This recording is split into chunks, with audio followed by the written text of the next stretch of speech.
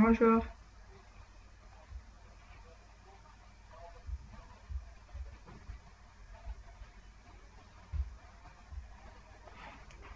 Donc, on commence le TD.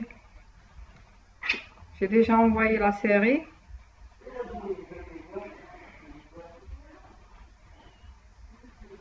Vous voyez mon écran? Oui, madame. Très bien. Donc, ici, vous avez l'exercice 1. Vous avez la grammaire. Donc, c'est une instruction for imbriquée. Donc, for idée, expression to expression, d'où instruction. D'accord? Je vais accepter ce qui... Donc, tout d'abord, on vous demande est-ce que la grammaire est ambiguë? Ici, cette grammaire. Donc, une grammaire est ambiguë. La définition d'une grammaire ambiguë, c'est une grammaire. Donc, c'est quoi la définition?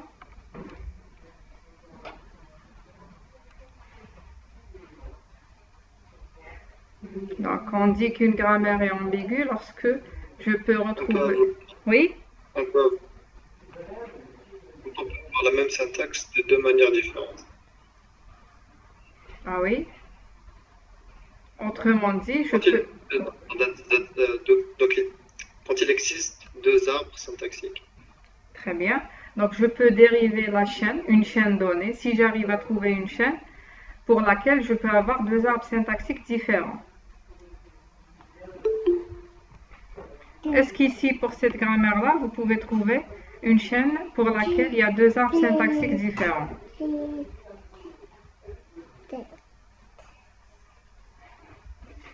Donc, je reviens à la grammaire. Donc, vous avez la grammaire suivante. Instruction for, c'est l'axiome ici. For idée égale expression to expression, d'où instruction. Donc, expression, c'est idée plus expression, ou bien idée étoile expression, ou idée tout court. Et l'instruction, c'est une autre instruction for, ou bien juste idée égale à expression. Est-ce que cette grammaire est ambiguë comme ça?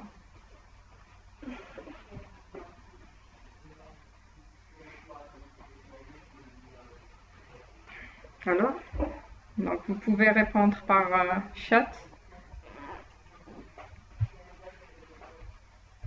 Vous pouvez répondre par message.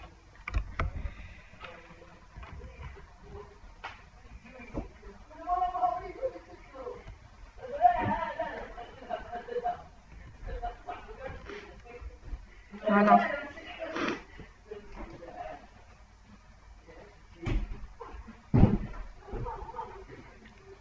Elle est ambiguë ou pas ou non? Est-ce qu'elle est ambiguë ici? Cette grammaire. Est-elle ambiguë? Pourquoi? Si elle n'est pas ambiguë aussi, pourquoi?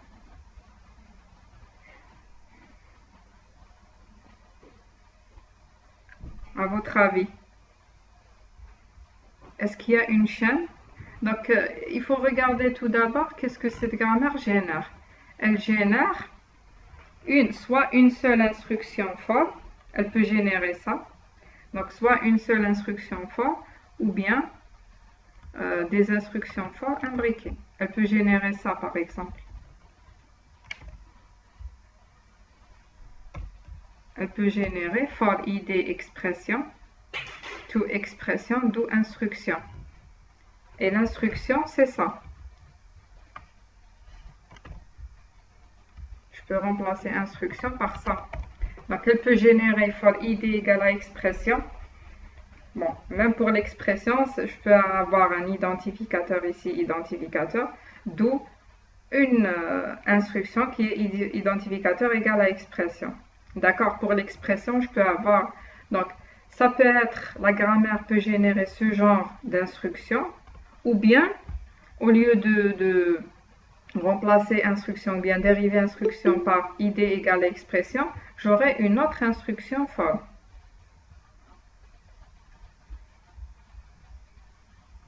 D'accord, je vais accepter d'abord...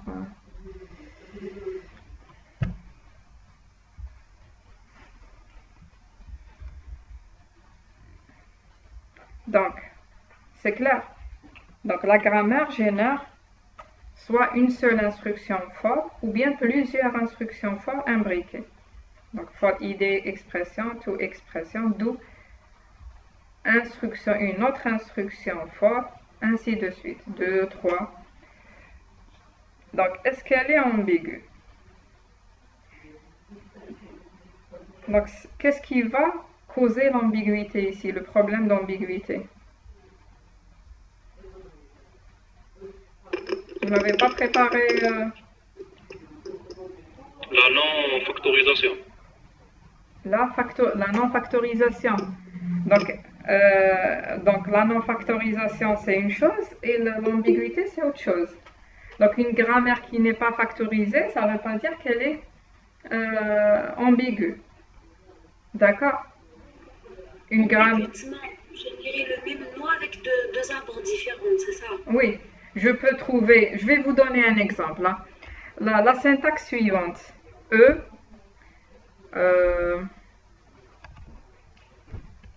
Donc, E plus E aussi. Ou bien E étoile E. Donc, donc je vais mettre ID par exemple. Cette grammaire, elle est ambiguë. Pourquoi? Je peux avoir deux arbres syntaxiques. Je peux vous donner ici les deux arbres syntaxiques. Pour avoir la chaîne, je vais vous montrer. Donc, oui. Il n'y a pas le mot vide. On ne sait pas quand est-ce qu'on doit s'arrêter. Où? Dans la grammaire ici, dans cette grammaire. Dans la grammaire donnée dans l'exercice. Celle de l'exercice. Celle de l'exercice, il n'y a pas le mot vide, c'est ça? Oui, c'est-à-dire comment savoir où est-ce qu'on va s'arrêter? Cette grammaire, elle génère. Pourquoi vous voulez avoir le mot? Ah oui, j'ai compris. C'est-à-dire ici, par exemple, expression. Expression, c'est. Donc cette grammaire est claire. Elle est claire ici. Donc elle me génère des instructions fortes. Oui, mais il faut s'arrêter quelque part, mais je ne sais pas si on peut générer un. C'est-à-dire s'arrêter. Donc ici, regardez, elle génère ça. Par exemple, je peux remplacer ID par ID comme ça. Expression. Il y a le terminal ID, c'est bon. Oui, il y a le terminal ID. Donc même, Oui. donc to ID. Donc je peux mettre ID ou autre chose. Expression, c'est ID plus un autre identificateur, ainsi de suite. D'accord? Expression, je vais remplacer chaque expression par ID. J'ai compris ce que vous voulez dire. Donc vous n'avez pas vu le ID. Vous voulez avoir un epsilon. Donc for ID égale à ID to ID, d'où ID égale à expression par exemple. Donc pour cette grammaire-là, donc je vais vous montrer la définition. Donc je cherche à avoir le tableau blanc.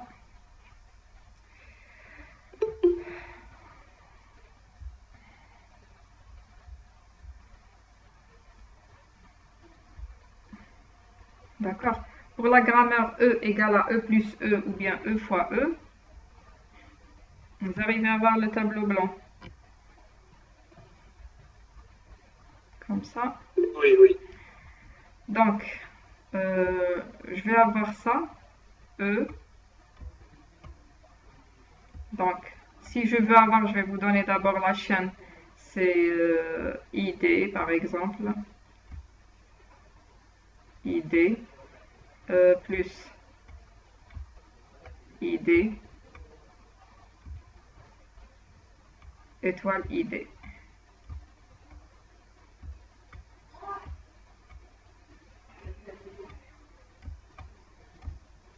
Donc, pour avoir cette chaîne-là, donc soit je vais commencer par E, je vais dériver E plus E.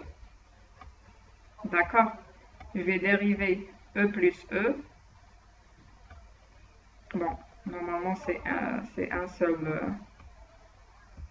lien. Je vais effacer ça.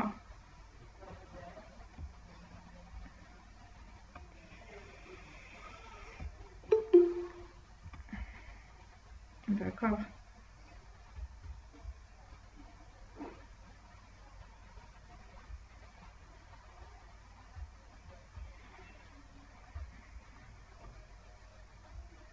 Madame, Oui, cette grammaire est ambiguë. attendez, je termine. Attendez. Donc, la connexion est très lente.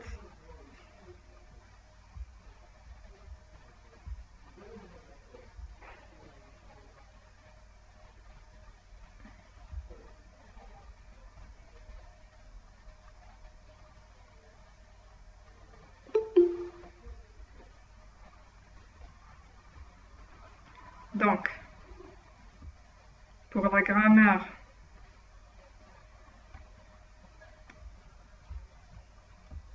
donc, E,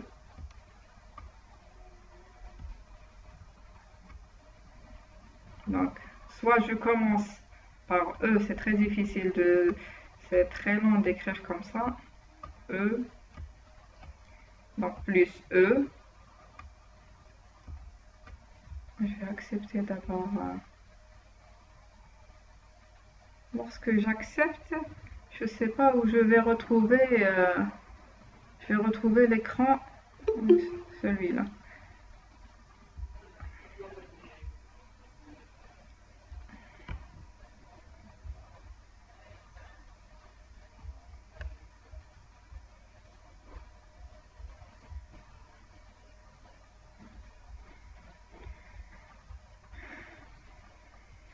Ou bien E, juste pour expliquer ça, ça va me prendre un temps fou. Donc soit je commence par E égale à E plus E pour avoir la même chaîne. Non, normalement c'est E plus E, c'est un lien seulement. Il n'y a pas ça.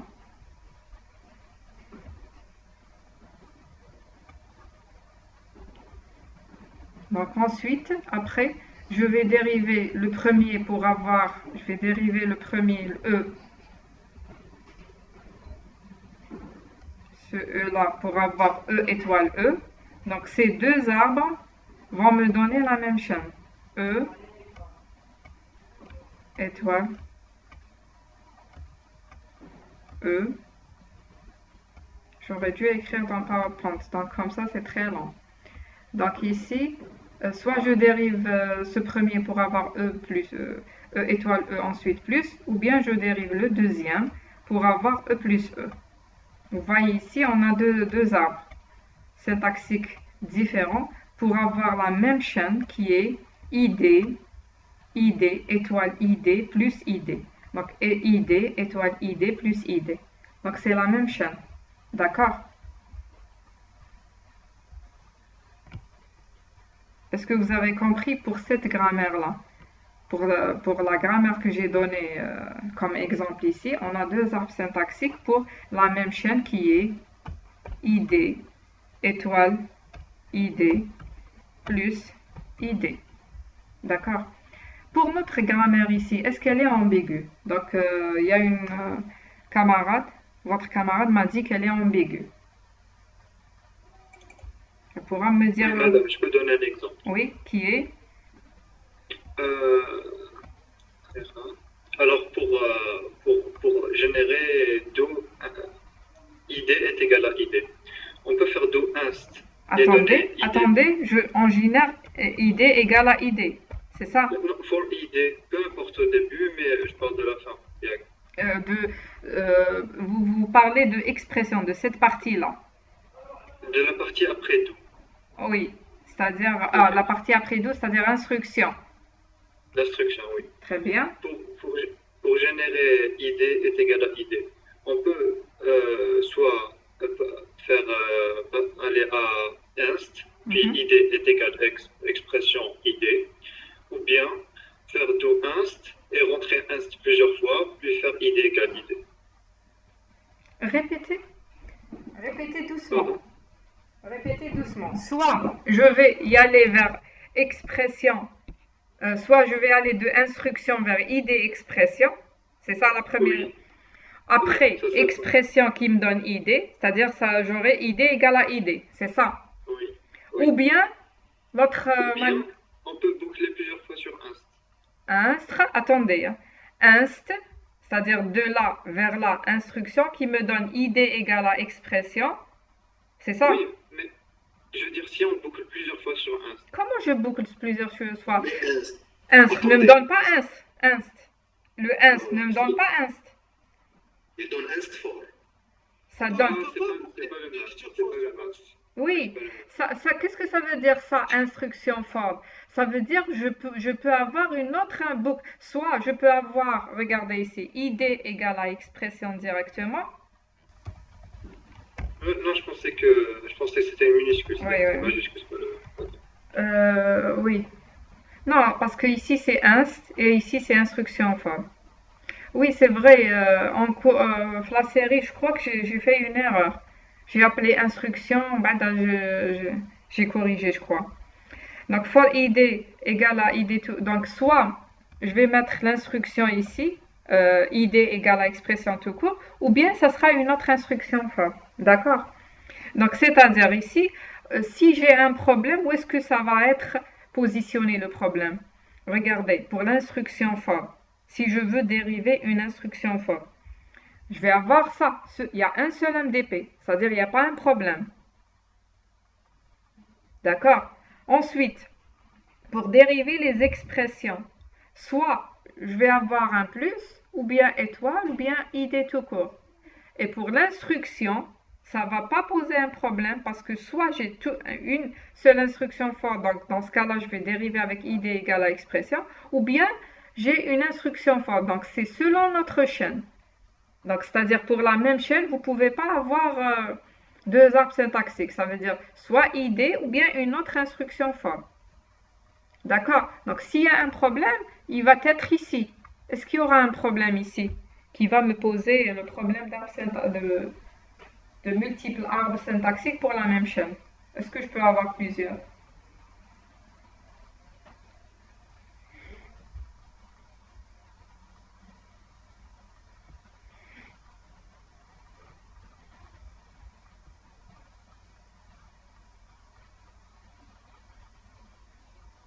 Alors,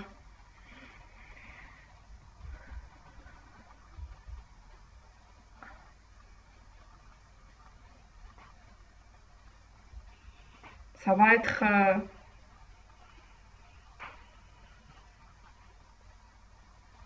une grammaire ambiguë ou pas? Vous ne savez pas. Est-ce que cette Ouais, règle... mais Oui. Est-ce qu'il y a des conditions nécessaires et suffisantes pour dire qu'elle n'est pas ambiguë? Parce qu'il suffit de trouver un contre-exemple pour dire qu'elle est ambiguë, mais sinon, on peut affirmer. Ici, ça veut dire que vous n'avez pas trouvé l'exemple. C'est ça? Ou bien est-ce que vous avez trouvé un exemple? Oui. Non, juste. Justement, vous n'avez pas trouvé un exemple, mais vous ne pouvez pas justifier pourquoi c'est une grammaire qui est non ambiguë. C'est ça? Oui, ça veut dire que si on n'a pas trouvé, c'est difficile de dire oui, elle n'est pas Oui, ambiguë. normalement Si c'est on ça. a pas de Il faut condition. prouver. Mais si on ne va pas prouver, on ne peut pas démontrer que c'est une grammaire qui n'est pas ambiguë, parce que c'est clair qu'elle n'est pas ambiguë. Donc regardez, quand est-ce que... Donnez-moi une grammaire là, ou bien une chaîne là, où peut-être ça va être ambigu. Donnez-moi une chaîne. Donc on a dit que c'est ça qui va me poser un problème. N'est-ce pas? Donc cette règle-là ne peut pas poser un problème. Ni celle-là ne peut pas poser un problème. Pourquoi? Parce qu'ici c'est un seul MDP pour la première règle. Donc forcément, je vais passer par là. Je n'ai pas le choix. Le problème d'ambiguïté, c'est lorsque j'ai le choix entre prendre ça ou ça pour dériver mon arbre syntaxique. C'est clair? Donc ici, j'ai un seul MDP, donc il n'y a aucun problème. Ici, j'ai deux MDP, mais je n'ai pas le choix. Si j'ai une chaîne à analyser pour construire son arbre syntaxique, soit il y a une boucle imbriquée, je prends ce MDP. S'il n'y a pas une boucle MDP, parce que j'ai ma chaîne, je l'ai déjà. Si j'ai une autre boucle for, je prends ça. Si j'ai pas une autre boucle for, je prends ça. Donc, j'ai pas le choix. Donc, qu'est-ce qui reste? Il reste ça. Donc, ça, qu'est-ce qu'il va me donner? Qu'est-ce qu'il va me donner? Soit c'est ID tout court, donc j'aurai pas de problème, soit une instruction. Donc, l'instruction, elle va être sous forme de quoi? Soit un simple ID, n'est-ce pas? Ou bien un ensemble de ID plus ID, étoile, un ensemble d'opérations plus ID. Bon, ça c'est un plus. D'accord? Est-ce que je pourrais avoir autre chose pour l'instruction? C'est soit ça, ou bien un ensemble d'idées avec d'opérations. Est-ce que je peux avoir autre chose? Non, madame. Non, c'est tout ce que je peux avoir. Donc on peut expliquer l'ambiguïté logiquement. Donc ici, on a soit ID, je vais prendre ce MDP, soit cet ensemble-là. Comment je vais dériver? Est-ce que je peux dériver, par exemple, cette chaîne-là de plusieurs manières? Comment je vais dériver cette chaîne-là?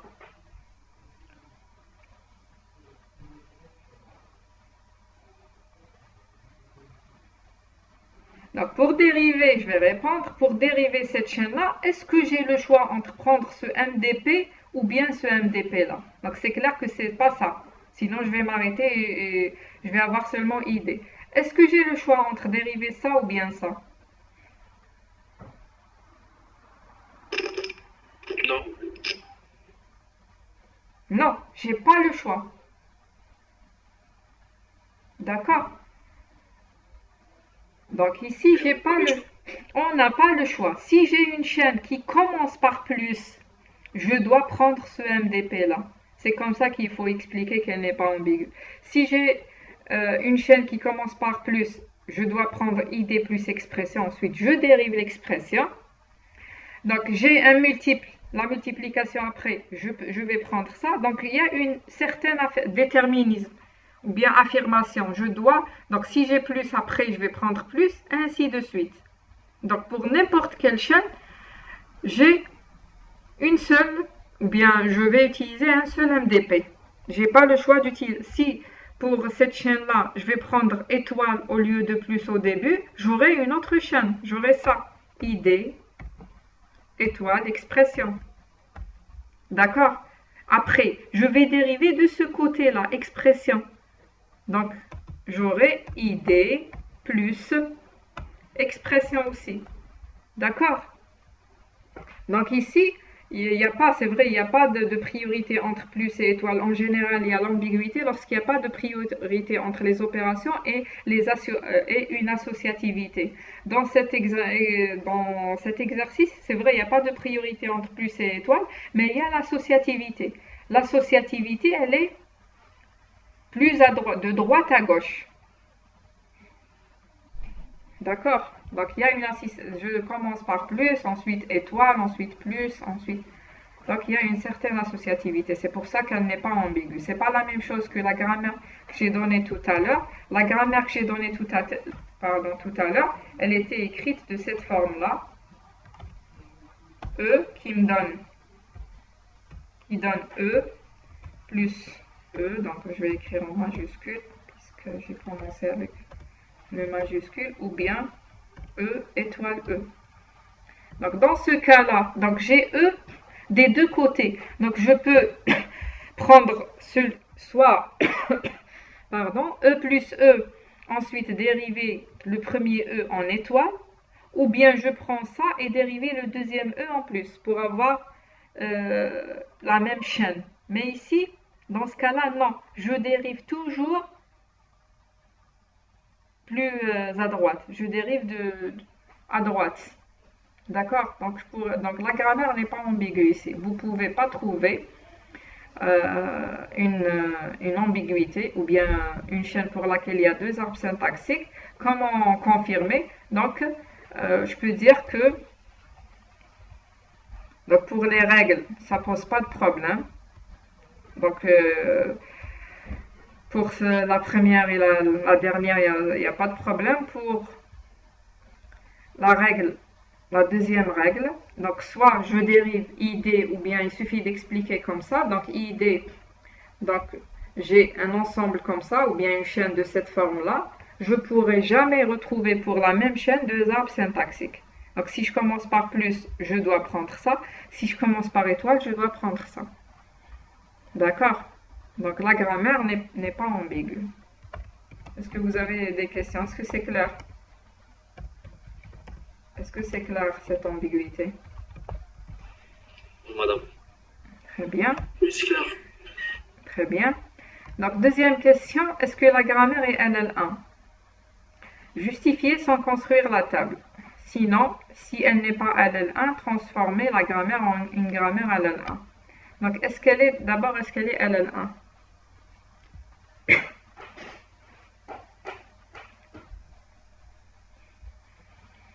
Donc, quand est-ce qu'une grammaire est LL1? Donc, il y a des conditions pour qu'elle soit LL1. Donc, tout d'abord... La grammaire doit être factorisée. Oui. Et non récursive. Il y a trois conditions, d'accord? Il y a trois conditions pour qu'une grammaire soit LL1. D'abord, la récursivité à gauche, il faut suivre cet ordre. Donc, si elle n'est pas récursive à gauche, on va dire, si elle est, récursive à gauche, on va dire qu'elle n'est pas LL1. D'accord? Si elle n'est pas récursive à gauche, on va regarder la factorisation. Si elle n'est pas factorisée, on va dire que elle n'est pas LL1. Si les deux conditions sont vraies, donc on va voir la table d'analyse, elle doit être monodéfinie, la table LL1. Ou bien, donc cette condition, la dernière condition, donc c'est soit vérifier la dernière condition, ou bien vérifier trois autres règles. C'est-à-dire c'est soit ça, ou bien les trois règles. Les trois règles, c'est quoi? Donc si j'ai une règle de la forme A qui me donne 2 MDP ou plus, donc on va dire 2 MDP ici, alpha I, alpha J, tel que I différent de J. Donc, on va calculer l'intersection des débuts. C'est-à-dire, je ne commence pas par le même terme. D'accord? C'est ça la signification. Donc, les débuts de alpha I inter début de alpha J égale à l'ensemble vide. Donc, ça veut dire, imaginez que je commence par le même terme, A et A. Donc, qu'est-ce que je vais prendre? Dans ce cas-là, ça ne sera pas déterministe. D'accord? C'est pour ça que je vérifie les débuts. La deuxième condition, c'est si A, toujours, me donne alpha I, alpha J, et l'un des membres MDP me donne epsilon, je vérifie que l'autre membre, donc si alpha I me donne epsilon, il faut vérifier que alpha J ne donne pas epsilon. D'accord? Si l'un dérive vers epsilon, il faut que l'autre ne dérive pas. Troisième condition, si l'un dérive vers epsilon, il faut que les débuts de l'autre, ou bien des autres qui restent, inter les suivants de A, me donnent l'ensemble vide. D'accord? Donc si je reviens à notre grammaire, je commence par la récursivité. Est-ce qu'elle est récursive à gauche? Est-ce que notre grammaire est récursive ou non? Non, madame, elle n'est pas récursive.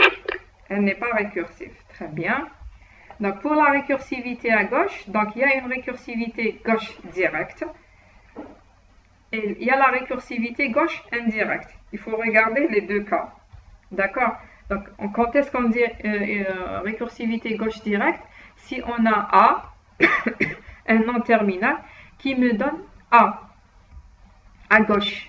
Il faut retrouver le nom. Donc récursivité directe. Si j'ai le même nom terminal à gauche, A qui me donne A le plus à gauche. D'accord? Donc récursivité gauche indirecte. Si j'ai A qui me donne B, c'est pas le même nom terminal, mais à condition d'avoir B qui revient à A. Donc si vous avez seulement A qui me donne B, c'est pas une récursivité gauche indirecte. Il faut avoir B qui revient à A. D'accord? Donc, ou bien je peux avoir même plus. A qui me donne B, B qui me donne C, et C qui revient à A. Sinon, ça ne sera pas une récursivité gauche indirecte. Je reviens à notre grammaire. Donc, pour notre grammaire, est-ce qu'elle est la grammaire? Donc, elle est là. Donc, on a le nom terminal instruction for. Donc, on a un seul MDP ici, c'est for. Un seul MDP, c'est for ID, ainsi de suite. Donc, ça, c'est un terminal for. D'accord? C'est un terminal. Donc, c'est pas... donc, ça ne sera pas une récursivité, ni directe, ni indirecte. Donc, ici, on a expression. Donc, ça, c'est un terminal ID, ID, ID, c'est des terminaux. Donc, ce n'est pas une récursivité. On a une instruction qui me donne instruction. Donc, ici, c'est un terminal. Et ici, c'est un non-terminal. Mais, instruction for ne me donne pas instruction. Donc, notre grammaire n'est pas récursive à gauche. D'accord? Donc, elle n'est pas récursive à gauche, ni à droite, ni directe, ni indirecte. Donc, notre grammaire, ici la grammaire, n'est pas récursive à gauche.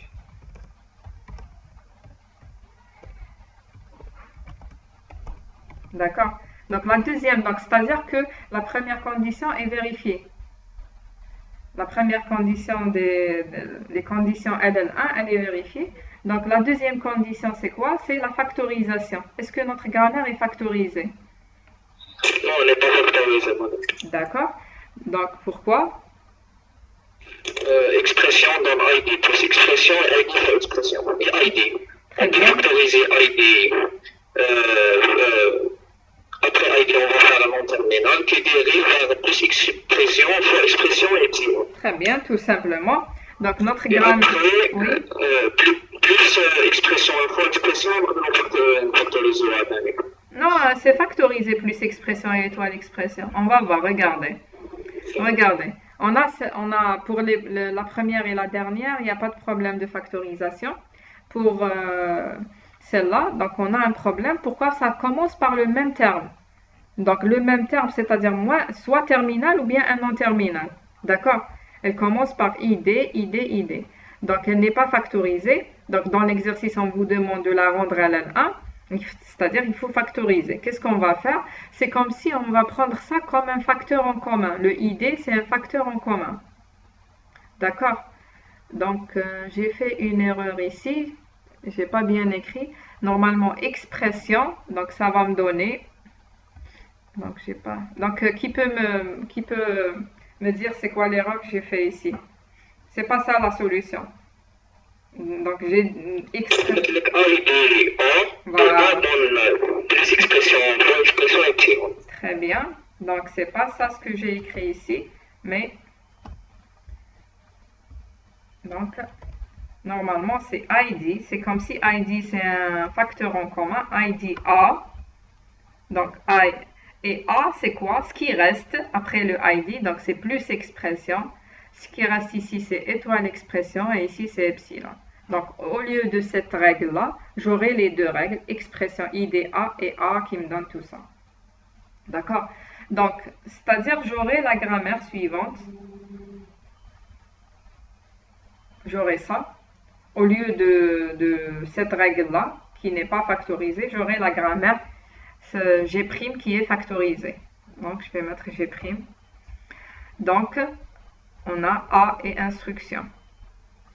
Bien sûr, ici, bon, je dois recopier ça parce que j'ai...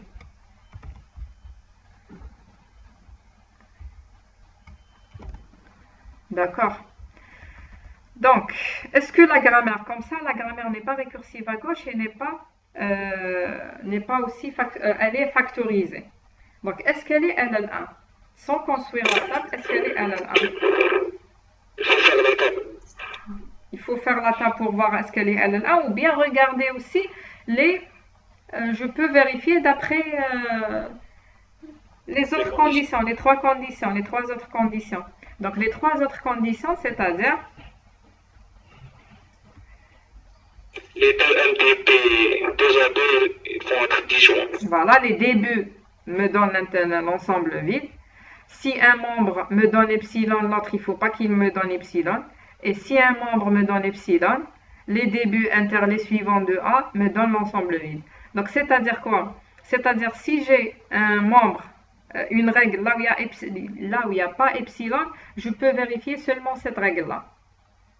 Si j'ai une règle là où il n'y a pas epsilon.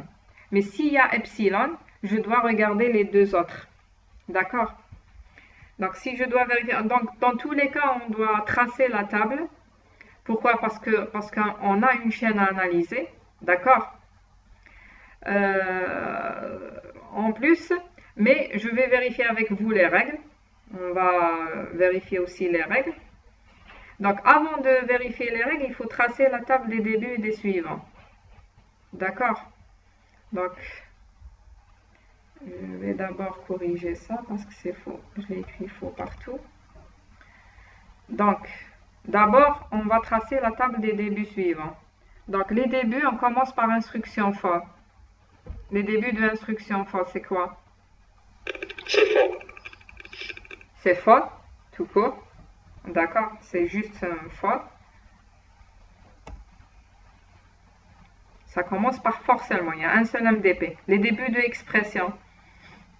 ID. C'est seulement ID.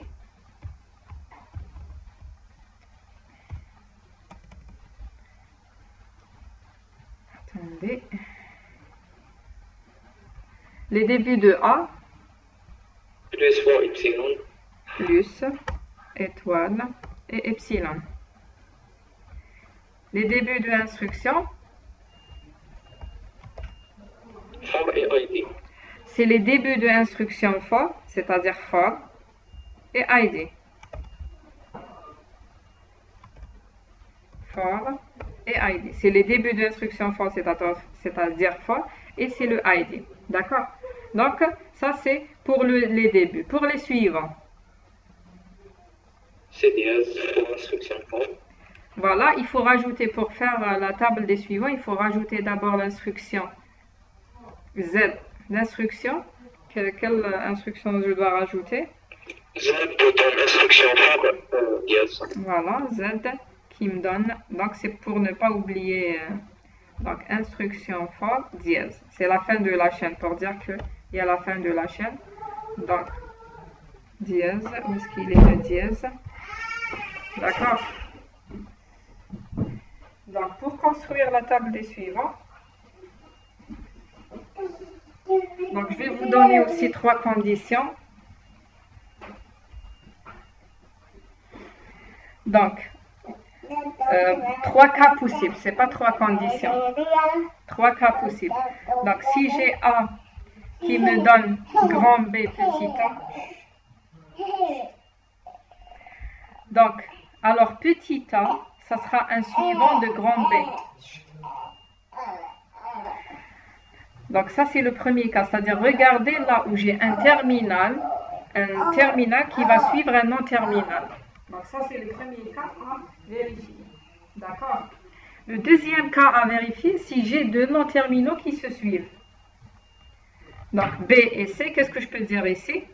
Si j'ai deux non-terminaux qui se suivent, par exemple, les suivants de B et débuts de C moins epsilon. Les suivants de B, c'est? Les débuts de C moins epsilon. Non, c'est l'inverse. Ah oui, oui, oui. Les débuts de B, les débuts de C, pardon, les débuts de C sont les suivants, sont inclus. Donc, les débuts de C. De C moins epsilon. Voilà, il faut enlever le epsilon. Il ne faut jamais trouver le epsilon dans Les suivants. Dans les suivants. C'est faux. Parce que sinon, ça sera toujours un suivant. Donc, début de C moins epsilon. Je vais rajouter le epsilon après. Moins epsilon. Donc, ils sont inclus dans les suivants de B. C'est un suivant. Donc, je ne peux pas dire que le grand C, c'est un suivant de B parce que les suivants, c'est des terminaux toujours. D'accord? Donc, les débuts de C moins epsilon sont inclus dans les suivants de B. Donc, ça, c'est le deuxième cas. Et dans ce deuxième cas, il y a aussi des cas particuliers. Je peux avoir trois non-terminaux qui se suivent, par exemple A, B et C. Dans ce cas-là, je vais dire les débuts de B moins epsilon sont les suivants de A, les débuts de C moins epsilon sont les suivants de B, Et si B me donne epsilon, aussi les débuts de C moins epsilon sont les suivants de A. C'est clair. Donc, c'est-à-dire il faut regarder tous les cas possibles où j'ai deux non-terminaux qui se suivent. D'accord? Le troisième cas, c'est lorsque j'ai un non-terminal à la fin.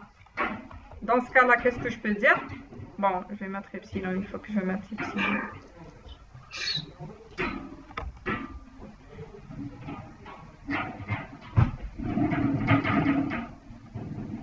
Donc, qu'est-ce que je peux dire ici?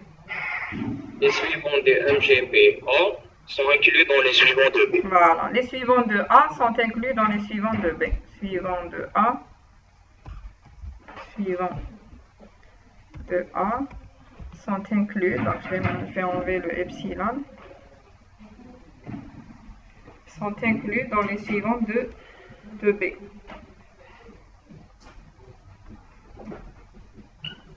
Donc, essayez de faire les suivants dans notre cas. Donc, ici, je vais mettre le epsilon. Je vais mettre epsilon ici.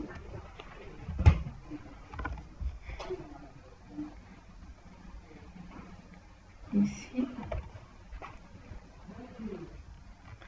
D'accord. Donc, je vais enlever le ABC. Donc, c'est les trois cas possibles. Donc, un terminal à la fin, deux non-terminaux qui se suivent et un non-terminal à la fin.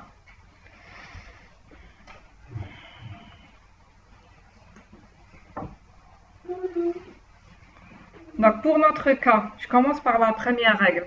Est-ce que j'ai pour notre première règle, est-ce que j'ai le premier cas, c'est-à-dire un terminal qui suit un non-terminal? L'expression, madame, tout et tout. Voilà. Donc, on a tout qui suit expression et do aussi qui suit expression. Donc, on a ici tout et do. Non, madame, Ah oui, pardon. Donc, pour instruction for, on a le dièse qui suit instruction for. D'accord? On a le dièse, comme vous m'avez dit tout à l'heure. Donc, il y a to et do qui suit expression. To et do. Est-ce que, donc, c'est tout ce qu'on a comme terminal qui suit. Donc, un terminal qui suit un non-terminal, terminal, donc c'est tout. Est-ce qu'il y a le deuxième cas, c'est-à-dire deux non-terminaux qui se suivent? Deux non-terminaux qui se suivent. Non? Et un non-terminal à la fin, on a un non-terminal à la fin, c'est-à-dire les suivants de instruction for sont inclus dans les suivants de instruction. D'accord? Donc, dièse ici, je dois le retrouver aussi ici. Parce que les suivants, donc ça c'est le troisième cas de figure, c'est un non-terminal à la fin. Peu importe ce qu'il y a ici, le alpha, c'est un ensemble de terminaux non-terminaux. S'il y a un non-terminal à la fin, ici il y a le cas particulier aussi, si j'ai seulement A qui me donne B. Donc les suivants de A sont les suivants de B aussi. Donc les suivants de instruction for sont inclus dans l'instruction. D'accord? Donc la deuxième règle, expression qui me donne ID A. Suivant l'expression inclus dans suivant de A. Voilà, on a seulement le troisième cas. On n'a pas de non-terminaux qui se suivent, ni un terminal qui suit un non-terminal. Donc ici, juste expressions qui sont incluses dans A. Donc c'est ça.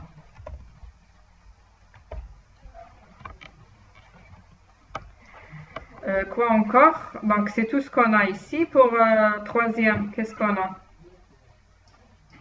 Suivant de A inclus dans l'expression. Voilà. Les suivants de A sont inclus dans l'expression. La même chose.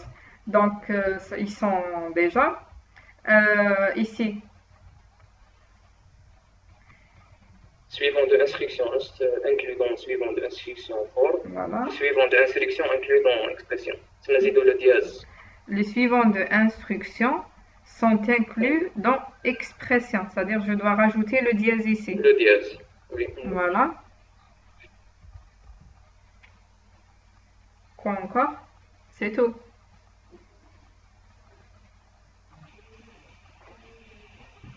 C'est tout. Tout le monde est d'accord ici. Je vais regarder les messages. Peut-être il y a quelqu'un qui... Donc, il y a Shakib qui m'a dit qu'elle n'est pas factorisée. Je viens de voir le message. Elle n'est pas LN1 parce qu'elle n'est pas factorisée. Oui, c'est correct.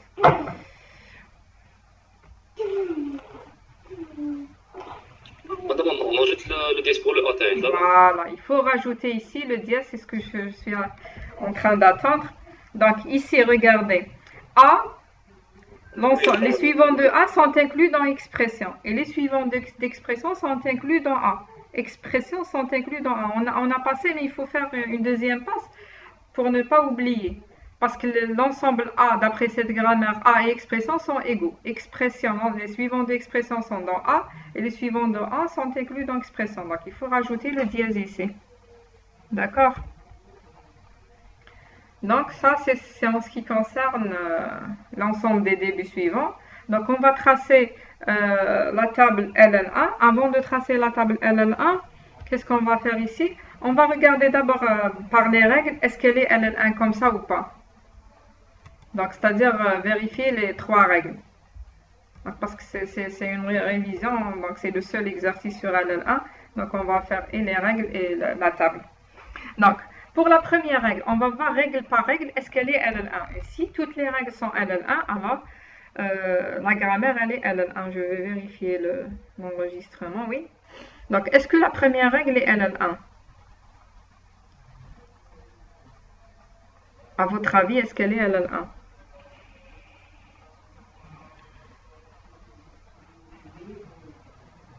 Oui, madame.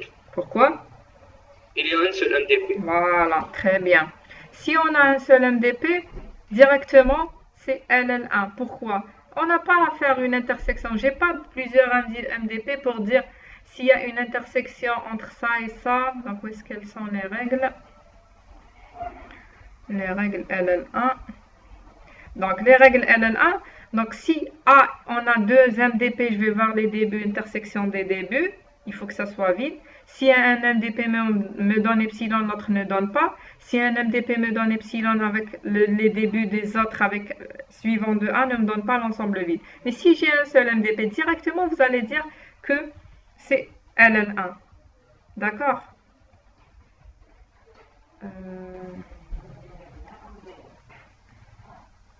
Donc, calcul des suivants, je vais voir. Ici, on a fait, c'est bon. Je vais écrire ici que cette règle, elle est LN1. Donc,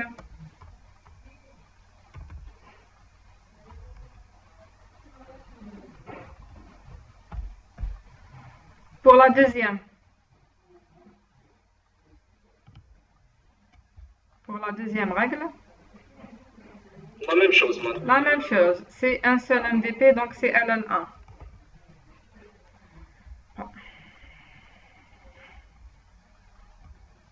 Troisième.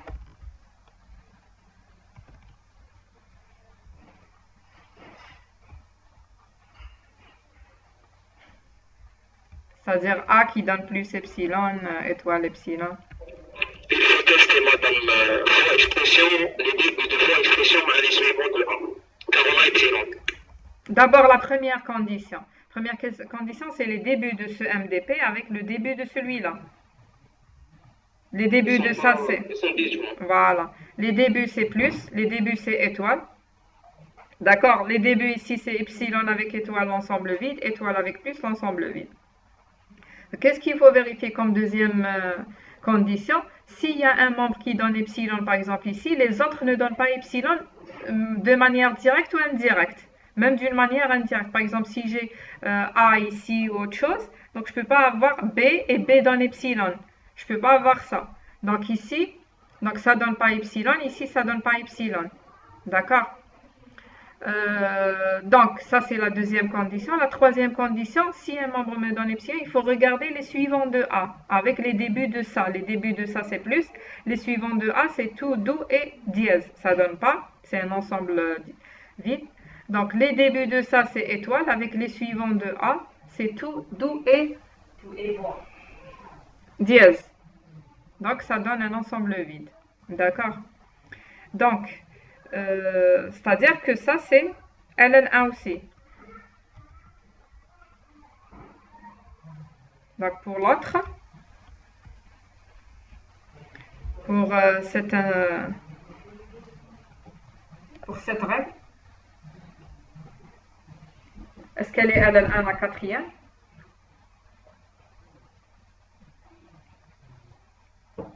Donc il faut calculer l'intersection des débuts. Donc ici les débuts c'est ID, ici les débuts c'est FOL.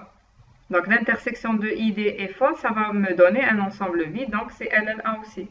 Et pourquoi c'est LL1? Je dois vérifier ici seulement la première condition. Pourquoi? Parce qu'il n'y a pas un MDP qui me donne epsilon. D'accord? Je dois vérifier seulement la première condition, c'est-à-dire l'intersection des débuts. Et pour la dernière règle, c'est LL1, c'est un seul MDP, donc elle est LL1. Donc toutes les règles sont LL1, donc notre grammaire est LL1. D'accord? Donc on va tracer la table LL1, l'analyseur LL1 avec lequel on va analyser la chaîne donnée. Donc dans ce cas-là, donc ça c'est l'analyseur LL1. D'accord? Donc je vais corriger d'abord ici la grammaire. Donc normalement ID ici,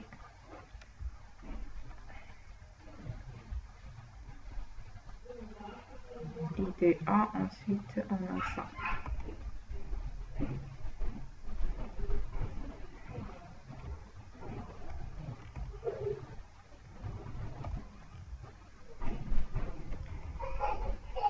Donc, l'analyseur LL1 ou bien la table LL1, dans les lignes, on va retrouver les noms terminaux, tous les noms terminaux, donc c'est-à-dire instruction FOL, expression, A et instruction. Et dans les colonnes, qu'est-ce qu'on doit retrouver? Qu'est-ce qu'on doit retrouver? Voilà, tous les terminaux de la grammaire, c'est-à-dire, je vais retrouver FOL, ID, je vais retrouver égal, to, do, donc on a to, do, qu'est-ce que j'ai aussi? Plus, étoile, donc plus, étoile, qu'est-ce qui manque? C'est tout. Epsilon. Non, epsilon c'est pas un terminal. L'epsilon jamais on le retrouve. D'accord. Voilà. On doit numéroter les règles. Donc ça c'est la première règle. On doit numéroter nos règles. Donc ça c'est la première règle. Ça c'est la deuxième règle. Ça c'est la troisième règle. Quatrième. 5, 6 et 7. Je crois que je l'ai noté. J'ai noté, mais 5.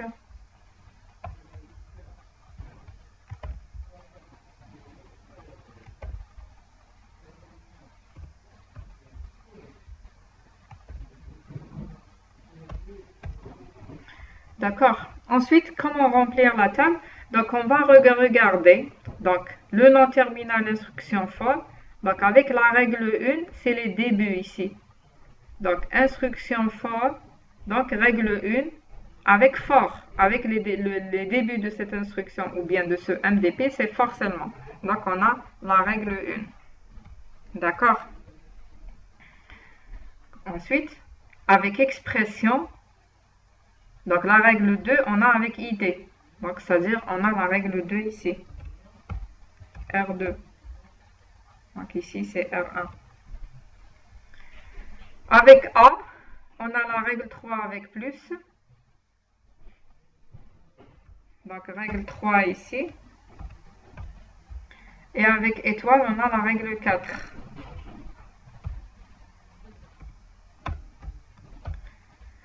Pour la règle 5, qu'est-ce que je vais faire? Pour la règle 5, voilà, je ne vais pas même dire avec epsilon 5, parce que epsilon, c'est rien, c'est le mot vide. Je ne vais pas me dire...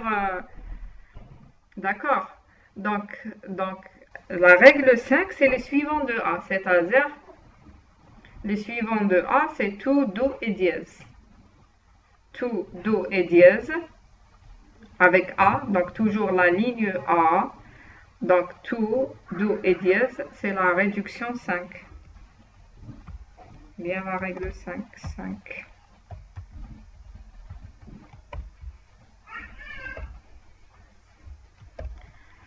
Donc, instruction avec instruction for, les débuts de instruction for, c'est-à-dire for, la règle 6.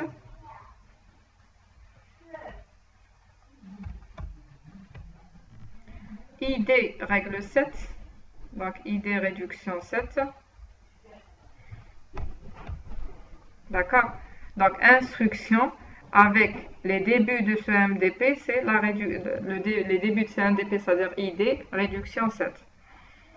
D'accord, vous remarquez ici, donc on a donné la table, donc vous remarquez ici que la table elle est LL1, on savait elle est monodéfinie, pardon, on savait dès le début qu'elle sera monodéfinie parce qu'on a vérifié avec les règles qu'elle est LL1, d'accord. Ensuite, vous avez une chaîne analysée, vous avez la chaîne. Donc ça c'est, oui. Vous avez la chaîne. Donc, comment on analyse la chaîne en utilisant la méthode LL1?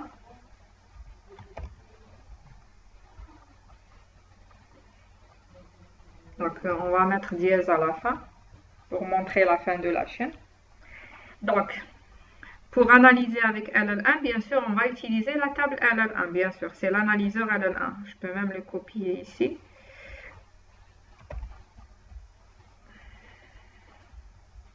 Mettre sous nos yeux ici.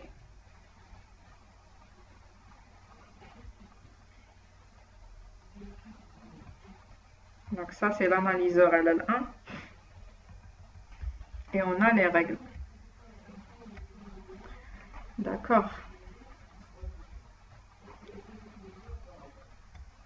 Bon. Je vais laisser tel qu'il est. Donc qu'est-ce que pour analyser la chaîne, j'ai ma chaîne et je vais utiliser une pile. Qu'est-ce que je vais mettre dans la pile? Je vais mettre l'axiome de ma chaîne. L'axiome. Donc ici, l'axiome, c'est instruction for. D'accord? Et bien sûr, je vais utiliser, donc c'est dièse. Ce que je vais retrouver. Dièse, instruction for. Voilà, dièse et l'axiome. Donc, qu'est-ce que je vais faire? Je vais, si j'ai un non terminal dans la pile avec un terminal, je vais consulter ma table pour voir est-ce qu'il y a une réduction à utiliser. S'il n'y a pas une réduction, alors la chaîne n'est pas correcte syntaxiquement, puisque LL1 c'est un analyseur syntaxique déterministe, d'accord? Donc s'il y a une règle à appliquer, je vais dépiler le non terminal et empiler miroir de la règle. Voilà, miroir de la règle qui existe dans l'intersection. Sinon, je vais dire que la chaîne n'est pas correcte. Donc ici, instruction for. Et si je rencontre deux non terminaux, je vais voir est-ce qu'il y a une égalité. S'il y a une égalité, je vais dépiler et avancer dans la chaîne. D'accord? S'il y a deux non terminaux. Donc ici, on a un non terminal et un terminal. Donc instruction for et for. Instruction for et for, il y a une règle à appliquer. Donc je vais dépiler. D'accord? Il y a une règle à appliquer qui est la règle 1. Donc je vais dépiler de la pile. Je vais dépiler quoi? Je vais dépiler instruction for. Et remplacer, je vais dépiler et empiler miroir de la règle 1. Miroir de R1. D'accord? C'est-à-dire, qu'est-ce que je vais retrouver dans la pile? Je vais retrouver le dièse. Instruction for, je vais le remplacer par... non. Je vais déplacer le tableau pour voir. La règle 1, c'est ça. C'est-à-dire, c'est instruction. Donc, je vais écrire... instruction, do, expression, tout. Voilà. Do, expression.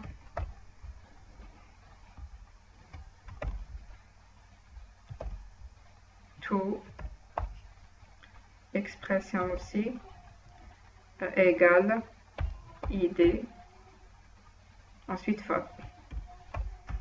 D'accord.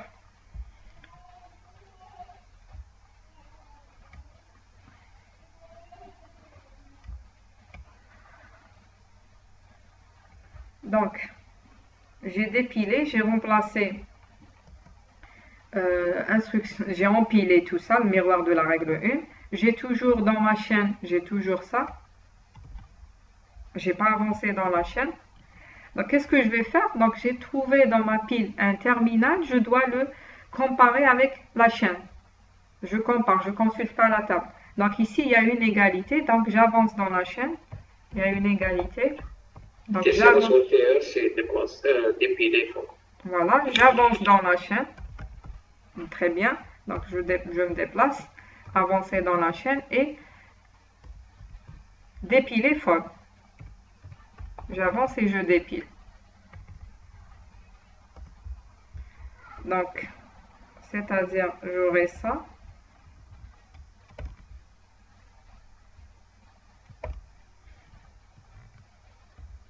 Et ici, donc, je vais enlever ça, le fob, et je vais enlever ce fob. J'ai aussi dans ma chaîne un terminal et un terminal, je compare. Donc, il y a une égalité. Donc, égalité avancée et dépilée. Il y a une égalité. Qu'est-ce que je vais faire aussi? Dans ce cas-là, qu'est-ce que je vais faire? Donc, j'aurai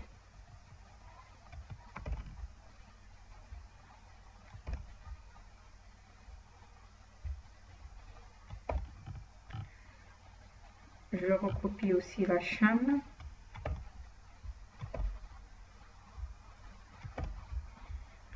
Donc, on a enlevé le for. Donc, ensuite, je compare ID avec ID. Je vais enlever aussi le ID avec I. Après, il y a aussi égal et égal, c'est-à-dire une autre égalité. J'avance et je dépile. Je dépile le égal. J'aurai ça lorsque je dépile ID et le égal. J'aurai expression avec J. Expression avec un identificateur. Il y a la règle 2. La règle 2 à appliquer. D'accord?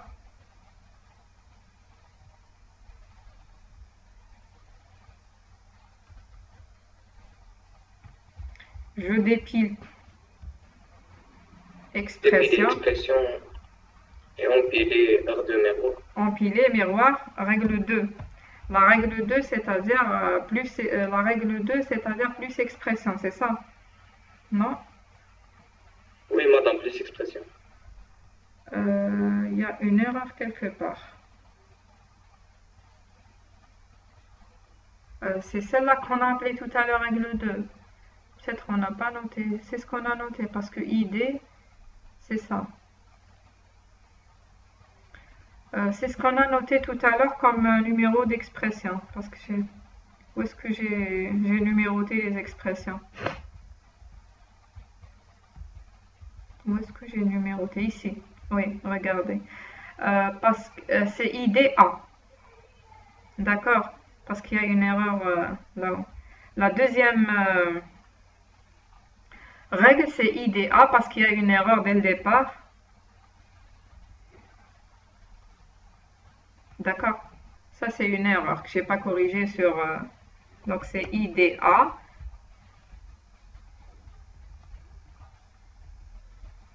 C'est la deuxième. Donc, c'est ID. Je ne sais pas pourquoi j'ai écrit ces symboles.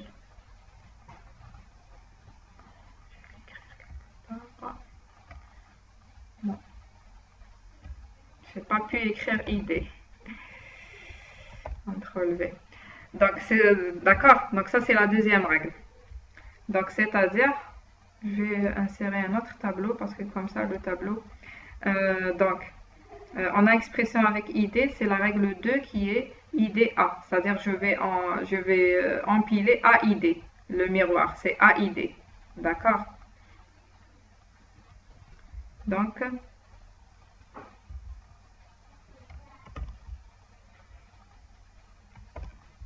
je vais enlever expression. Je vais mettre A, ID. Et dans la chaîne, on aura la même chose. C'est la même chaîne ici. J'ai tout. Donc, après, donc on a un identificateur dans la pile et on a J, donc égalité avancée et dépilée.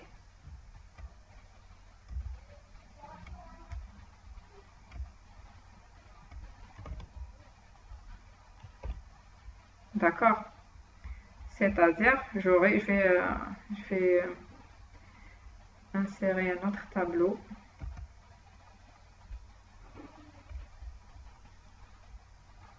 Pour continuer.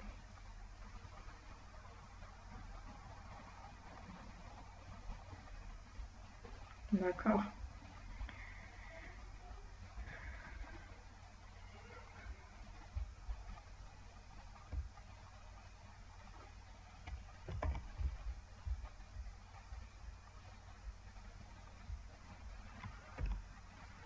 Donc, on a ça. Donc ici, on a égalité avancée et dépilée, c'est-à-dire que je dois enlever le ID et J. Je dois enlever ça. J'aurai A, tout. Donc A et tout. Donc je dois dépiler et mettre la règle 5. Le miroir de la règle 5, c'est-à-dire 1, 2, 3, 4, 5. C'est-à-dire remplacer A par... Donc ça, c'est faux. Cette grammaire est fausse. Je vais après corriger. Donc 1, 2, 3, 4, 5. A donne epsilon.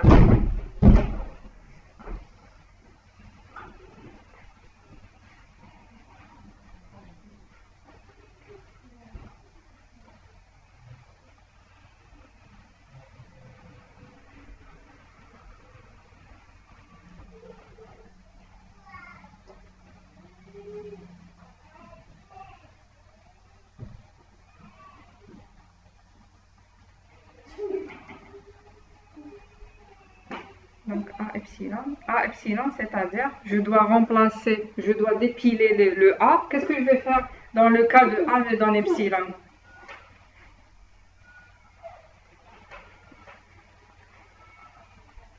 C'est-à-dire là où la règle 5 c'est epsilon.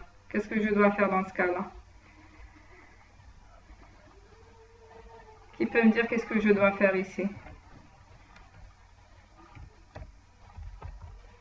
Je dois dépiler parce qu'il y a une règle.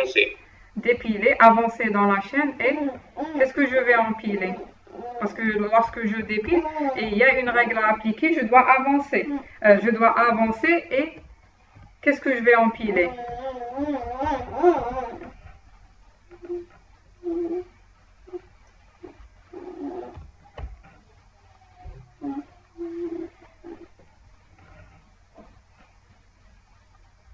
Qu'est-ce que je vais empiler? Donc, toujours lorsqu'il y a une règle, je dois dépiler A, je dois dépiler le non terminal, avancer dans la chaîne.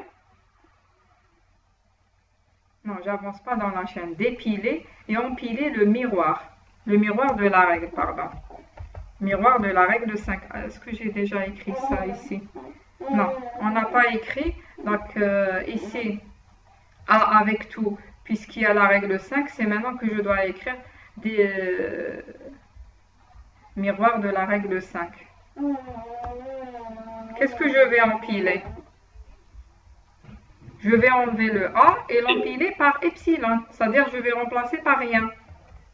D'accord?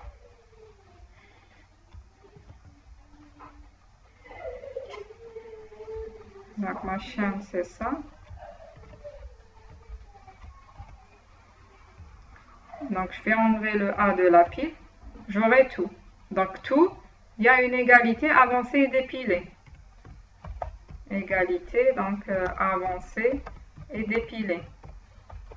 Avancer dans la chaîne et dépiler le tout ici. Donc, j'aurai ça.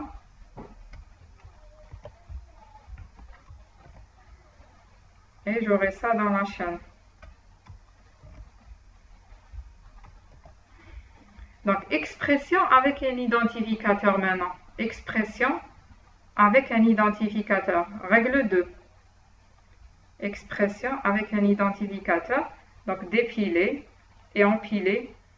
Donc il n'y a pas avancé ici. Dépiler. Bon, si, il y a avancé. J'ai enlevé, après j'ai corrigé. Donc dépiler et empiler miroir de la règle expression avec identificateur. C'est la règle 2. Miroir de 2. De la règle 2. C'est-à-dire la règle 2.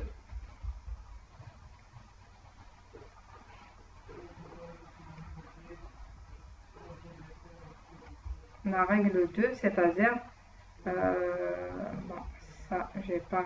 Donc expression, je vais dépiler expression et mettre le miroir de la règle 2, c'est-à-dire je vais mettre AID.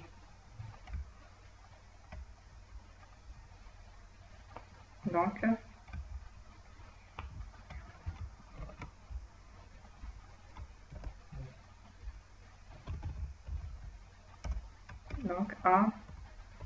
AID. Ensuite on a K, on a la même chaîne bien sûr. J'aurais dû copier toute la ligne. Donc on a ID et ID égalité avancée et dépilée, avancée dans la chaîne et dépilée. D'accord.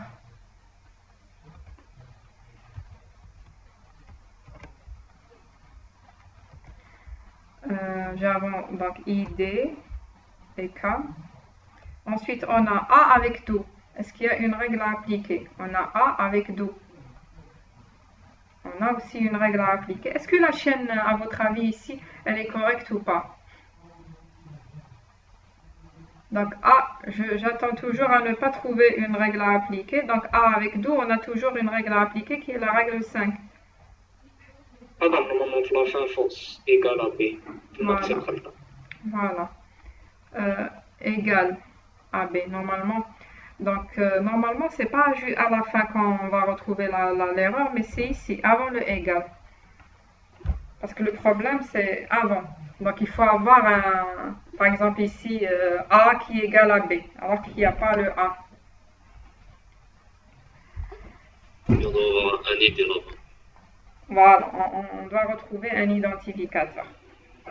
Au niveau de égal. Oui, au niveau de I égal, normalement, c'est pas une chaîne qui est correcte. Il faut avoir, par exemple, ici, A égale à AB. Donc, on va terminer pour voir où est-ce qu'on doit retrouver le blocage. Donc, do. Donc, A avec do, il n'y a pas un blocage. A avec do, il y a une règle à appliquer. On n'a pas rencontré encore le égal. Donc, A avec do, il y a la règle 5 à appliquer.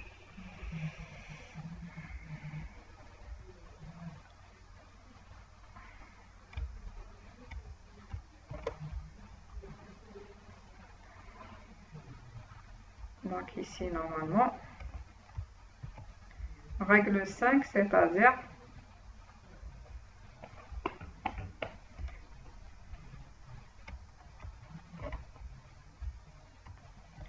règle 5, c'est-à-dire je vais enlever A, epsilon, qui me donne epsilon, je vais enlever le A et mettre do égale à B, d'accord. Donc do et do, il y a une égalité, avancée et dépilée. D'accord? Je vais rajouter quelques lignes. Espérons que... donc pour le tableau,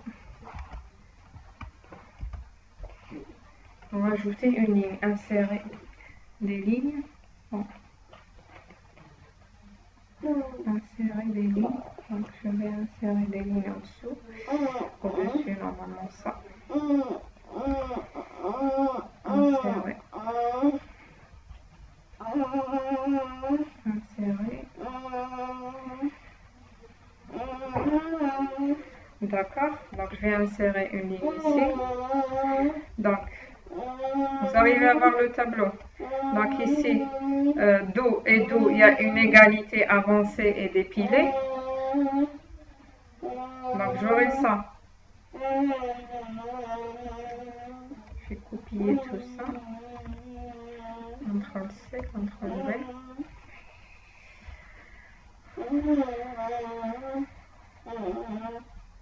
Donc do et do, Donc, égalité. Où est-ce que, normalement, ici, je vais mettre égalité avancée et dépilée. J'espère que vous êtes en train de suivre.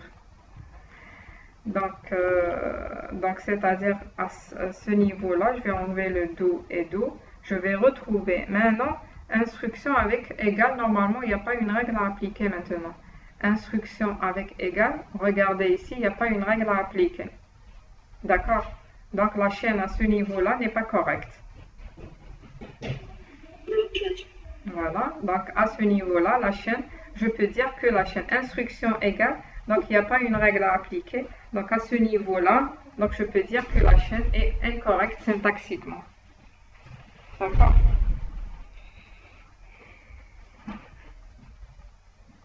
Donc incorrecte.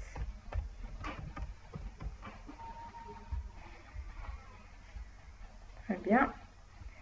Donc, c'est la dernière question de l'exercice. Est-ce que vous avez des questions sur cet exercice?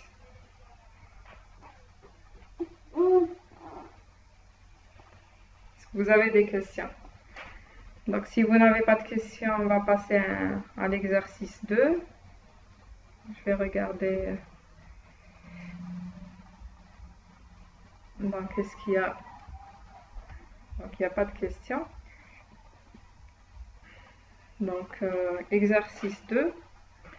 Donc, on a une autre grammaire. Si vous n'avez pas de questions, on va passer directement à l'exercice 2. Donc, S qui me donne BA. A qui me donne petit a grand B epsilon.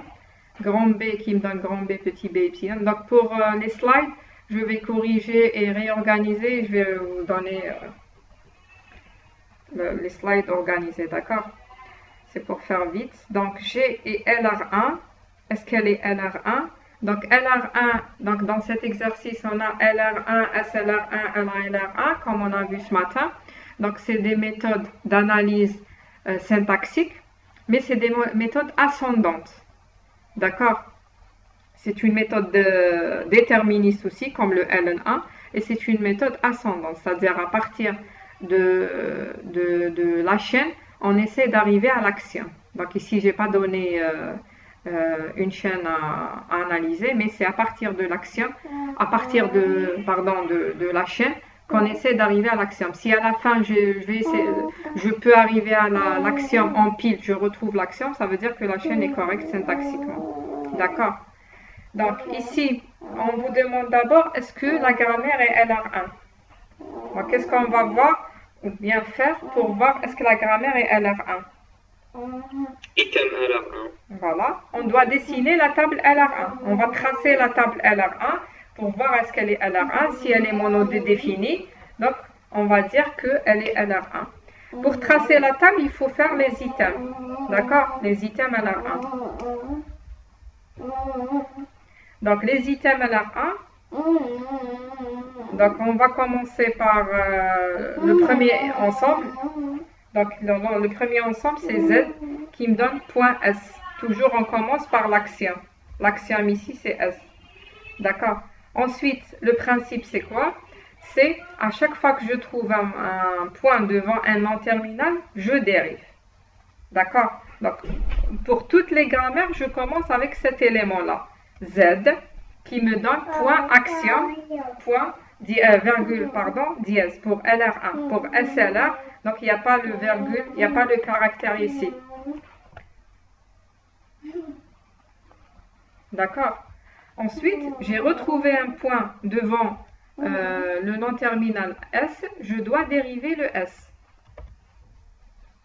Donc, j'aurai ça. Donc, S, bien sûr, je dois placer le point.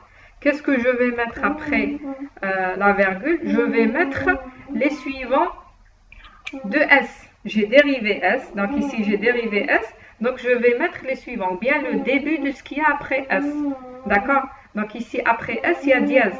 Je vais mettre dièse ici, parce que c'est le S que j'ai dérivé. Après, donc je vérifie toujours, est-ce qu'il y a un point devant un nom terminal? Oui, le point il est devant un nom terminal, c'est le grand B ici. Donc, je dérive encore le B. Je dérive le B. Donc, le B, donc, soit il est dérivé en epsilon, ou bien en grand B petit E. Bon. Au lieu de CTRL-C. Donc, je dérive le B.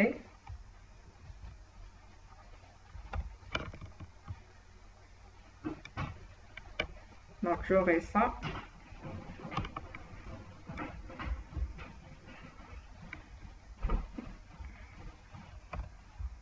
Donc, qu'est-ce que je vais mettre après la virgule? Je vais mettre... Qu'est-ce que je vais mettre après la virgule?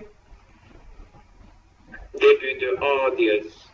C'est le début de A, c'est AY. Voilà. Petit AY. Donc, puisque j'ai dérivé ce grand B, donc je vais voir qu'est-ce qu'il y a après, c'est-à-dire les suivants de B. Donc, les suivants, il fallait mettre la table des débuts suivants ici, mais on va le faire. Donc, les débuts de A ici, c'est petit a et epsilon. D'accord? Les débuts de A, c'est petit a et epsilon. C'est-à-dire ici, donc, puisque j'ai dérivé le B, je vais voir ça. Je vais voir ça. A dièse, les débuts de A dièse. Donc, A, ça peut commencer par un petit a, comme ça peut commencer par epsilon. Donc, c'est-à-dire c'est A ou bien dièse. Je vais mettre ici, c'est soit petit a ou bien dièse. Est-ce que c'est clair? Donc, je répète. Donc, on commence par cet élément. Ensuite, j'ai retrouvé un point devant dièse. Donc, je dérive un point devant S, je dérive. S qui me donne point B, A. Qu'est-ce que je vais mettre après, après la virgule, puisque j'ai retrouvé le point devant S. Donc, c'est les débuts de dièse. Donc, c'est dièse. Ensuite, j'ai dérivé ce B, puisqu'il y a le point devant B. C'est les débuts de grand A dièse. Grand A dièse, c'est soit A ou bien epsilon. Donc, c'est petit a. Je ne vais pas mettre epsilon, mais il y a dièse après. D'accord? Donc, le B aussi, il ne faut pas oublier que le B me donne aussi epsilon. Donc, c'est-à-dire, j'aurai un autre élément, CTRL V, B qui me donne juste un point, avec toujours A ou dièse. Je retrouve aussi le B, le point devant un non terminal. D'accord? Je dois redériver encore une autre fois le grand B, ce B-là. Mais cette fois-ci avec les débuts de B, A dièse, BA ou bien B dièse. Donc, ça veut dire quoi? A dièse et B. Voilà. J'aurai un A ou bien dièse ou bien B. J'aurai aussi un B ici. Même ici, un B. D'accord? Pourquoi? Parce que lorsque je dérive le grand B, je dois prendre petit b ici. C'est un suivant, donc je dois le rajouter. Et lorsque je trouve cet élément, si je redérive une autre fois, ça veut dire que je vais retrouver le même élément, je m'arrête. D'accord? Donc c'est tout ce que je vais retrouver dans cet ensemble-là. Donc le deuxième item, notre item, c'est I1. Donc c'est quoi? C'est les GoTo. On va mettre les GoTo ici. Donc GoTo I0. Donc qu'est-ce que je vais faire dans les GoTo? Je vais prendre là où il y a le point, je vais déplacer le point d'une position. D'accord? Je vais déplacer le point d'une position et je vais garder le même élément, donc I0. Donc I0 avec S. Donc je vais mettre I0 avec S, ensuite I0 avec grand B. Parce qu'ici c'est bon, le point il est à la fin. Donc je vais déplacer le point d'une position jusqu'à ce que le point soit à la fin. À la fin, c'est-à-dire il arrive jusqu'à la virgule. Donc I0S, donc j'aurai cet élément-là. D'accord, mais je déplace le point. Je regarde toujours là où le I0, là où il y a le point, devant S. Donc il y a seulement ici. Donc, et toujours le même principe. Je regarde, est-ce que le point il est devant un non terminal, je redérive. Donc ici, le point n'est pas devant un non terminal. Donc ensuite, un autre ensemble. Donc il faut vérifier si ce n'est pas les mêmes. Donc I2 GoTo I0 toujours avec, donc grand S c'est bon, donc maintenant grand B, avec grand B. Donc grand B, je déplace le point, donc il y a cet élément et cet élément, il y a deux éléments, je déplace le point, donc je prends cet élément là et celui-là aussi, je vais prendre les deux en même temps, d'accord, donc je déplace le point ici d'une position, je garde tel qu'il est, je déplace seulement le point, mais je retrouve un point devant un nom terminal, je dois redériver le A. Donc le A qui me donne petit a grand B. CTRL-C. D'accord, j'ai trouvé le point devant A. Je dois dériver le A ici. J'aurai A qui me donne, donc je prends le point. Et le point, il est devant un terminal. Je ne dois pas redériver cet élément, mais je dois vers, qu'est-ce que je dois mettre après la virgule? Les débuts de dièse. Donc je vais mettre dièse ici. D'accord. Donc ça c'est pour le premier élément, l'élément S, B.A. Donc j'ai dérivé ce A là. Il y a un autre élément, il ne faut pas oublier A avec point. Donc il y a aussi A avec point. D'accord. Donc ça c'est pour le premier élément. Pour l'autre élément, on a un B, donc je n'ai pas déplacé le point ici, il faut le déplacer d'une position. Et lorsque je le déplace, j'aurai le point devant un terminal, je ne vais pas redériver. Donc ici, j'ai trouvé le point devant un terminal, j'ai dérivé. Il y a deux éléments, donc il y a celui-là. Donc si vous ne comprenez pas quelque chose, il faut m'arrêter. Hein. Donc AB avec dièse. Et on a A avec epsilon et avec dièse aussi, virgule, dièse. Madame, quand on a le point devant un terminal, on met quoi après la virgule? Quand on a un point devant un terminal, donnez-moi un exemple oui. Ici. Ici. Oui. A dans epsilon. Donc on va mettre A dans epsilon, on va mettre point. Non, c'est d'abord. A, point A. Donc ici, regardez, ici j'ai dérivé ce A là. J'ai dérivé ce A. J'ai dérivé le A, ça va me donner. Donc ici, puisque j'ai dérivé le A, c'est-à-dire je vais mettre dièse, ce qu'il y a après le A. C'est le suivant. Voilà, les suivants de A, c'est-à-dire dièse. C'est pour ça que j'ai mis dièse ici et ici. Parce que j'ai dérivé ce A là. Ah, donc ce sont les suivants de A. Oui, les suivants de A. Okay. Un caractère des suivants de A. Par exemple, ici, c'est les suivants de A, mais puisqu'il y a... c'est les débuts, pardon. Les suivants de ce que j'ai dérivé. J'ai dérivé ce A-là, donc les suivants de A. Ici, je vais dériver B, c'est-à-dire les suivants de B. Ou bien les débuts. Soit vous dites que c'est un suivant de B, ou bien le début de tout ça, de ce qu'il y a après. Comme vous voulez. Voilà, comme vous voulez. Bêta, oméga, oui. C'est ce que vous avez appelé en cours. Très bien. Donc, c'est tout ce qu'il y a ici. Je ne redérive plus parce qu'il y a toujours un point devant un terminal, mais je dois faire la fermeture après. Donc, c'est tout ce qu'il y a dans l'ensemble I2. Donc, il faut faire un go-to I0. On a fait I0 avec S, I0 avec grand B. C'est tout. Donc, ici, le point, il est à la fin, au début et à la fin. Il n'y a pas quelque chose à déplacer parce que je vais faire les go-to pour déplacer, pour faire la fermeture, pour déplacer le point jusqu'à la fin. D'accord? Donc, on a terminé avec l'ensemble I0. On a fait I0 avec S, I0 avec grand B. Maintenant, I1. I1, le point, il est à la fin. D'accord? Pour le I2, donc je peux faire I2 avec grand A et I2 avec petit a. D'accord? Est-ce que vous suivez? Oui, madame. Et I2 avec petit b. Donc, go to I2.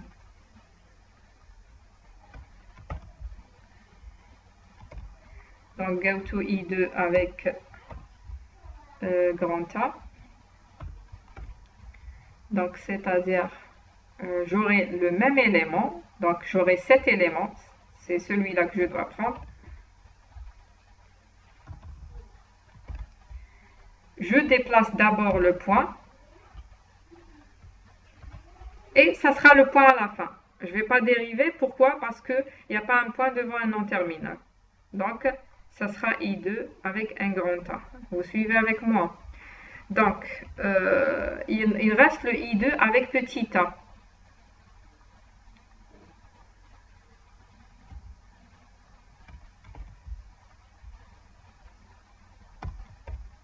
Donc, I2 avec petit a,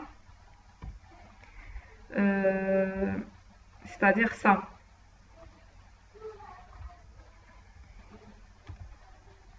Mais ici, je vais retrouver un non terminal, donc je dois redériver. Un non terminal devant le grand B. Donc, je dois redériver ce B. Qu'est-ce que je vais mettre après la virgule lorsque je redérive? Un dièse, n'est-ce pas? Parce que après le dièse, après le B, il y a dièse. Je vais dériver ça. D'accord? Je vais regarder qu'est-ce qu'il y a après. Il y a le dièse. Donc, je vais mettre juste un dièse.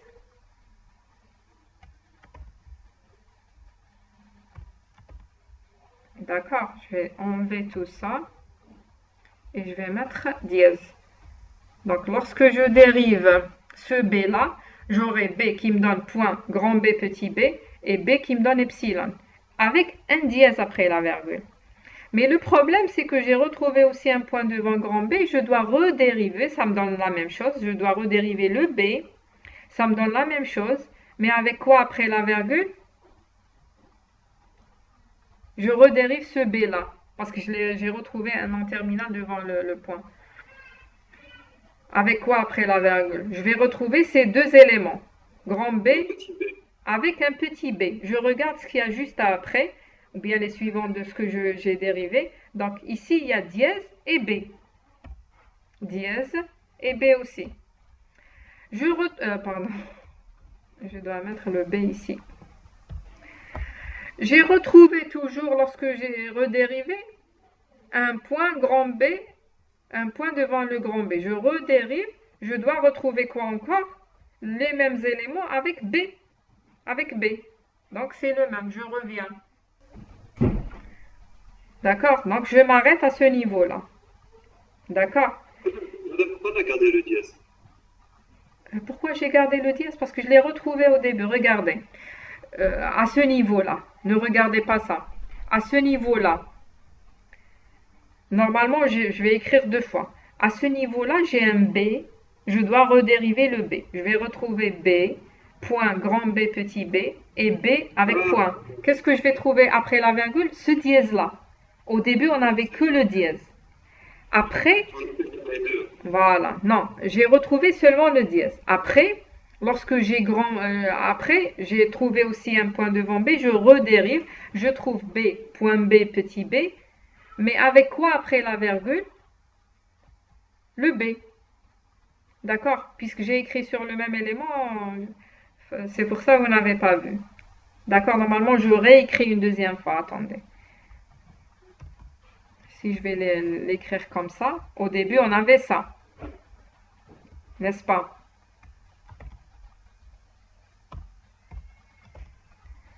Donc, on avait un point devant grand B. Donc, qu'est-ce que je vais faire? Je redérive ce B, c'est-à-dire j'aurai ça et ça, mais après la virgule, c'est pas un dièse, mais j'ai dérivé ça, je vais mettre après la virgule petit b. Un petit b. Et un petit b ici. D'accord? J'ai trouvé aussi un point devant B. Qu'est-ce que je vais faire? Je dérive encore le B. J'aurai ça. Je ne vais pas les réécrire. J'aurai ça avec quoi après la virgule? Avec aussi B. Parce que je dérive ça. Je retrouve quoi après la virgule? Ce petit b. Donc, j'aurai encore ces deux éléments. Donc, je boucle. C'est pour ça que je m'arrête. Et tout à l'heure, qu'est-ce que j'ai écrit? Au lieu d'écrire ça deux fois, j'ai écrit dièse ou B. Et ici aussi dièse ou B. Sinon, vous pouvez garder comme ça. D'accord. Donc, je vais enlever tout ça. Donc, qu'est-ce qu'on a fait? Un go-to I2 avec petit a et go-to I2 avec grand A, j'ai enlevé. Je vais l'écrire tout à l'heure. Donc, I2 avec grand A, je ne sais pas pourquoi j'ai enlevé. Et I2 avec grand A et petit a, qu'est-ce qui manque après? Il manque le I2 avec petit b. D'accord? Je crois qu'on va s'arrêter là. On va terminer l'exercice la prochaine fois, d'accord? Ou bien on termine en moins le I2. On termine les go to I2 comme vous voulez. On s'arrête ou bien on termine en moins le I2. C'est-à-dire je vais avancer, je vais terminer le I2. Go to I2 avec petit b. Ça sera un autre ensemble. J'ai effacé ici, je vais le réécrire après. Donc CTRL V. Donc go to I2 avec petit b. J'aurai quoi? Donc ici, attention, donc c'est I4. Il faut vérifier que c'est un autre ensemble. Et ici, c'est I5. D'accord? Donc I2 avec petit b. Donc, c'est-à-dire j'aurai cet élément-là.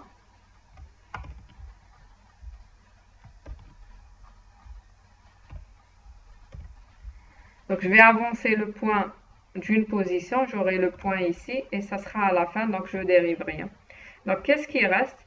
Il reste le I3. Donc, c'est un go-to. Je ne sais pas comment j'ai effacé sans faire attention.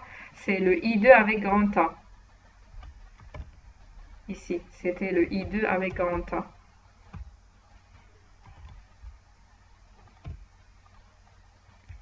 D'accord?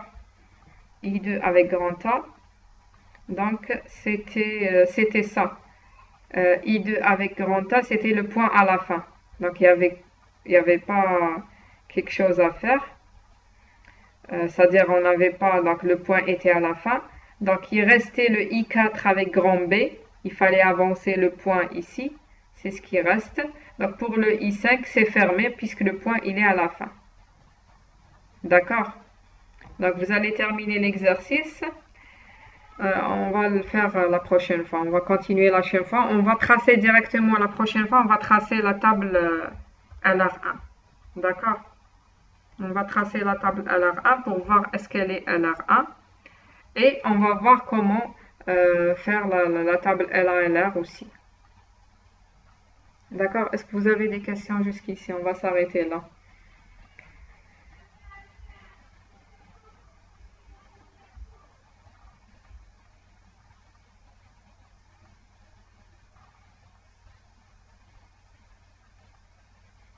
D'accord. On va s'arrêter. Donc, merci. Je vais arrêter l'enregistrement.